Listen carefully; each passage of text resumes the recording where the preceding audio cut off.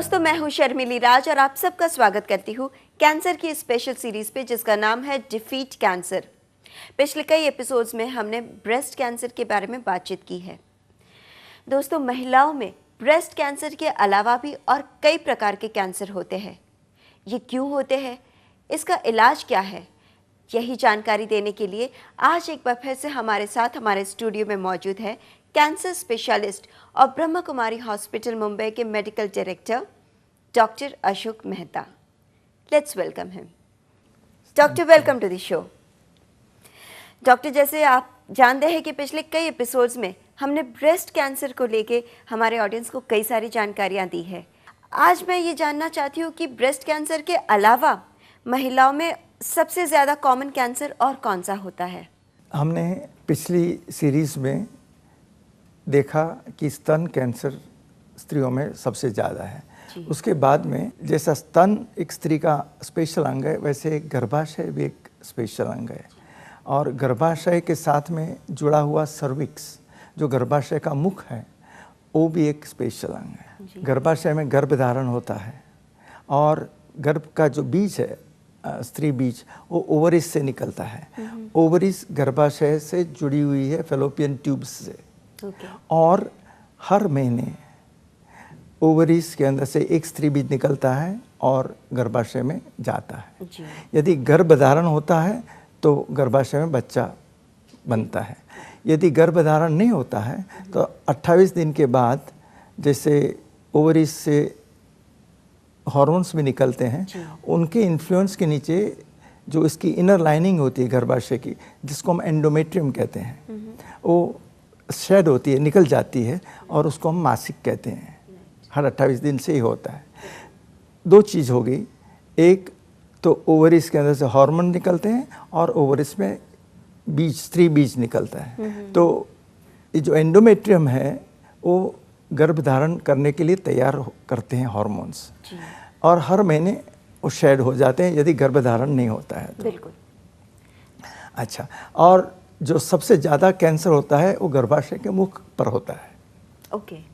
भारत के अंदर करीब 1.25 लाख महिलाओं को हर साल सर्वाइकल या गर्भाशय के मुख का कैंसर होता है। ओके। और इसी प्रमाण जो ओवरीज होती है उनका लगभग 20,000 से ज़्यादा महिलाओं को ओवरी का कैंसर होता है। Ovary cancer. हाँ। ओके। और करीब 6,500 महिलाओं को एंडोमेट्रियल कैंसर होता है। जैसे मैंने कहा, गर्भाशय के अंदर की जो लाइनिंग होती है उसको। जी। अच्छा, that is called endometrial cancer. हाँ जी। तो पहले तो हमको समझना चाहिए कि गर्भाशय का जो मुख है उसके पे इतना ज़्यादा प्रमाण में कैंसर क्यों होता है। क्यों होता है? बिल्कुल। जैसे जानते हैं आप कि हमारे यहाँ लग्न बहुत जल्दी होता है। जी। पहले के ज़माने में 15, 16, 17, 18 साल की लड़की की शादी हो जाती थी, तो उनका संबंध होता है, उसके अंदर यूट्रस का जो मुख होता है उसको काफ़ी इंजरी होती है। ये एक भाग हो गया। दूसरा, जब बच्चे पैदा होते हैं तो डिलीवरी के टाइम पे ट्रोमा होता है, इंजरी होती है सर्विक्स को। और उसके बाद में इन्फेक्शन होता है। तो ये repeated trauma of pregnancy and infections, इसके वजह से गर्भाशय के मुख का कैंसर होने की संभावना ज़्यादा रहती है। That is cervical cancer. हाँ, सर्वाइकल कैंसर। और भी कारण है जो सबसे अगत्य का माना जाता है कि वायरस इन्फेक्शन होता है, जिसको ह्यूमन पेपिलोमा वायरस कहते हैं। ऐसा मानते हैं कि बहुत करके जो सर्वाइकल कैंसर है, almost all of them are caused by human papilloma virus. तो ये चीज़ समझने के बाद, और कई देशों के अंदर गर्भाशय का मुख का कैंसर अब बहुत कम प्रमाण में हो गया है इनके अंदर, क्योंकि उन्होंने लाइफस्टाइल चेंज किया है। तो लेट मैरिजेस, इनफ्रीक्वेंट प्रेगनेंसीज कम होती है, शादियाँ लेट होती है, और इन्फेक्शंस कंट्रोल में आए, पर्सनल हाइजीन इम्प्रूव हो गया।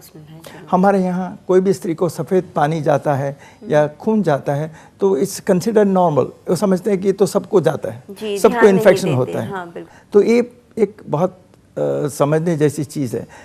यदि कोई भी महिला को सफ़ेद पानी जाए या खून जाए या पीरियड के बीच में कुछ तकलीफ़ हो या संभोग के बाद में खून जाए तो जांच करनी चाहिए। उसका अर्थ ये हो गया कि कुछ एबनॉर्मल है गर्भाशय या गर्भाशय के मुख के आजू बाजू के, जी, उसे लाइटली नहीं ले लेना चाहिए। लाइटली नहीं लेना चाहिए। तो कुछ जानकारी हमें होनी चाहिए कि गर्भाशय और उसके जुड़े हुए ऑर्गन्स में कैंसर कैसा होता है। ओके, सो इन कारणों की वजह से ये कैंसर हो सकता है।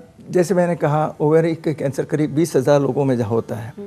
तो ये क्यों होता है? जी, जैसे मल्टीपल प्रेगनेंसीज कई, ऐसे ओवरीज के कैंसर के अंदर वो लेट होता है, 40-45 उम्र के बाद में होता है।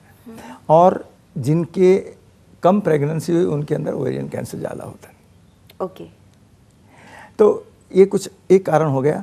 और ओवरी का कैंसर और कुछ फैमिलीज में भी होता है। Is it hereditary? हेरिडिटी एक ऐसा कैंसर माना जाता है कि ब्रेस्ट कैंसर और ओवरी कैंसर, उसके अंदर कुछ जेनेटिक डिफेक्ट होने की वजह से होता है। ओके, तो हम ऐसे जीन्स को ऑन्कोजीन्स कहते हैं और सप्रेसर जीन्स भी कहते हैं। तो ऑन्कोजीन्स की वजह से, और ऐसे 2 जीन्स हम लोगों ने जाने हैं कि जिसको हम लोग BRCA1 और BRCA2 कहते हैं, breast cancer 1, breast cancer 2 gene. इनके अंदर ओवरीज का और ब्रेस्ट और ओवरी का कैंसर होने का संभव ज़्यादा रहता है। अच्छा, और फिर ऐसा भी है कई फैमिलीज़ में, जैसे आंत का कैंसर, कोलोनिक कैंसर कहते हैं, और एंडोमेट्रियल कैंसर, ब्रेस्ट कैंसर और रेक्टल कैंसर, ये सब होते हैं। जी, ऐसे कुछ फैमिलीज़ हैं कि जिसके अंदर ये कैंसर ज़्यादा प्रॉब्लम में होते हैं। यानी जेनेटिकली आप कह सकते हैं कि हो सकता है चांसेस। और जिन ऐसा जेनेटिक एक फैक्टर ऐसा भी माना जाता है कि जैसे smoking, ageing process, environmental factors, ये भी जीन्स को अफेक्ट करते हैं। तो ये सब कारणों से गायनेकोलॉजिकल कैंसर अगर बुरी आदतें हैं स्मोकिंग वगैरह की तो वो कैंसर को डेफिनेटली। और एक और भी समझने की बात है कि ये रिस्क फैक्टर्स है। चांस है कि ऐसा होगा, ऐसा नहीं कि सबको होना चाहिए। जी, जी, ऐसा नहीं कि ब्रेस्ट कैंसर या ओवेरियन कैंसर एक फैमिली में है तो सबको होना चाहिए, पर जरूरी नहीं ज़्यादा है। जी बिल्कुल, जैसे आपने कहा कि ओवेरियन कैंसर अगर प्रेगनेंसीज बहुत कम हुई है तो हो सकता है, बट ज़रूरी नहीं है कि जिन लोगों को सिर्फ 1 या 2 बच्चे हो तो उन्हें ओवरी कैंसर हो जाए, ये ज़रूरी नहीं है। सो डॉक्टर, जब एक स्त्री को ऐसा डाउट हो कि उसे शायद इस प्रकार के कोई कैंसर है या शरीर में ऐसे कोई चेंजेस नज़र आए, तो गायनेकोलॉजिस्ट के पास जाकर कौन कौन से टेस्ट करने चाहिए?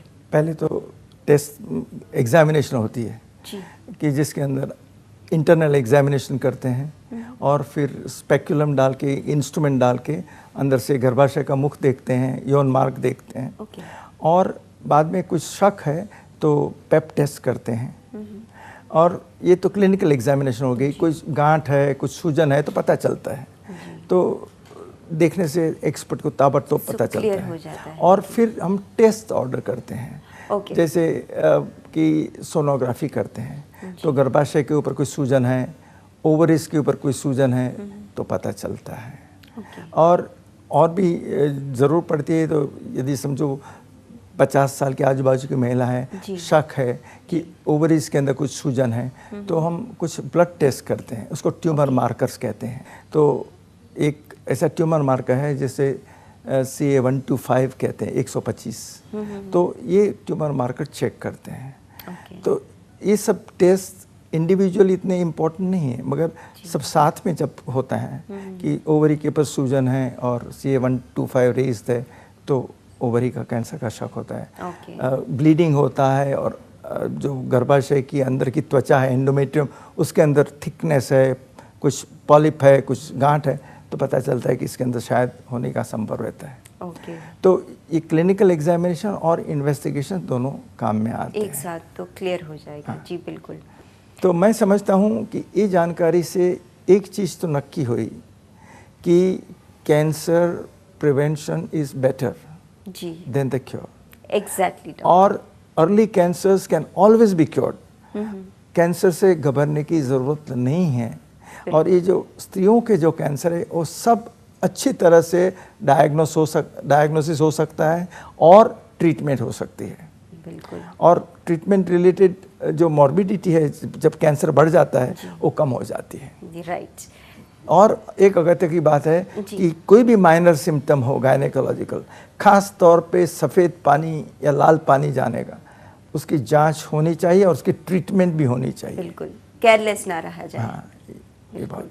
डॉक्टर, आपने बहुत सारी इंपॉर्टेंट जानकारियां हमें दी है इस कैंसर के बारे में, इसके लिए बहुत बहुत धन्यवाद। आप इतना कीमती समय निकाल कर यहाँ आए, thank you so much. Thank you. So friends, सुना आपने, केयरलेस बिल्कुल मत रहिए। अपने शरीर को लेके, अपनी हेल्थ को लेके हमेशा अलर्ट रहिए। आप अलर्ट रहेंगे, आप तंदुरुस्त रहेंगे, आप पूरे देश को स्वस्थ बना पाएंगे। यदि आप कैंसर के बारे में कोई भी जानकारी चाहते हैं या अशोक जी से मिलना चाहते हैं तो हमारा पता है doctor Ashok Mehta, BSES MG hospital, managed by Brahma Kumaris, GHRC, opposite railway station and bus depot, SV road, Andheri पश्चिम, मुंबई 400058। हमारा फोन नंबर है 022-267-14000 और 022-6648-7570। दोस्तों, आज के इस एपिसोड में हमने गर्भाशय, ओवरी और योनि मार्ग से रिलेटेड कैंसर के बारे में चर्चा की। मैं मेरे सारे फीमेल व्यूअर्स को यही कहना चाहूँगी, उनसे यही गुजारिश करूँगी कि प्लीज़ आप इन बातों को लेकर शर्म महसूस कभी ना करें। आप अपने डॉक्टर के पास जाए, गायनेकोलॉजिस्ट के पास जाए और रेगुलर चेकअप्स कराते रहें। जैसे हमारे डॉक्टर ने आपको बताया कि अर्ली डायग्नोसिस पर आप कैंसर पर विजय प्राप्त कर सकती हैं। हम यही चाहेंगे कि आप हमेशा अलर्ट रहें और कैंसर से बचे रहें। हमारी कामना आपका आनंदमय जीवन। Take care. ओम शांति, ओम शांति, I'm a peaceful soul. Om Shanti.